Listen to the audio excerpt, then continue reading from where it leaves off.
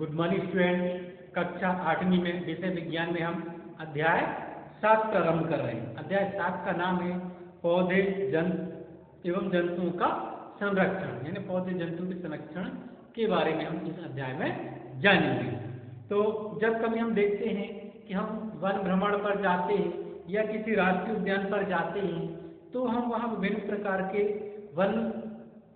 वन्य पौधों, जीव जंतुओं आदि को देखते हैं। ठीक है, जैसे यहाँ कुछ नाम दिए गए हैं, जैसे भरतपुर अभ्यारण्य, काजीरंगा उद्यान, वन्य जंतु, ग्रेट निकोबार बायोस्फीयर रिजर्व, है ना। बहुत सारे ऐसे जो है अभ्यारण्य हैं। इन अभ्यारण्यों में हम देखते हैं कि बहुत से जीव और पौधे संरक्षित रहते हैं। तो इनकी संरक्षित करने की आवश्यकता ही क्यों है? ठीक, तो इसी के लिए हम आगे पढ़ेंगे वन उन्मूलन। तो हम आज पढ़ रहे हैं वन उन्मूलन और इसके कारण। तो देखिए क्या होता है वन उन्मूलन। हमारे पृथ्वी पर कई प्रकार के पौधे और जंतु पाए जाते हैं।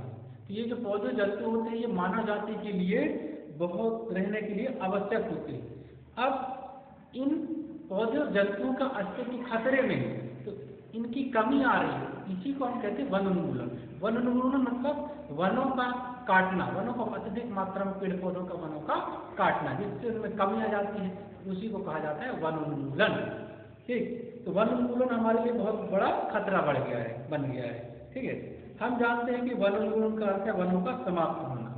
ठीक है, इससे प्राप्त भूमि कई उपयोगों में तो आती है, लेकिन वनों के समाप्त होने से कई प्रकार की हानियां भी होती हैं। ठीक, तो सबसे पहले यहाँ दिया गया है कि वनों में वृक्षों की कटाई क्यों की जाती है। तो देखिए, कृषि के लिए नई भूमि प्राप्त करने के लिए, घरों एवं कारखानों के निर्माण के लिए, फर्नीचर बनाने या लकड़ी को ईंधन के रूप में उपयोग करने के लिए, कई प्रकार के लिए इन वनों को काटा जाता है। तो इन वनों को काटने से काफी परेशानियां भी आती हैं, प्राकृतिक आपदाएं भी आती हैं। तो दावानल और भीषण सूखा, बाढ़, सूखा वगैरह ये सब जो है वन उन्मूलन के कुछ प्राकृतिक कारक हैं। ठीक है, तो आज का टॉपिक यही समाप्त होता है। Thank you.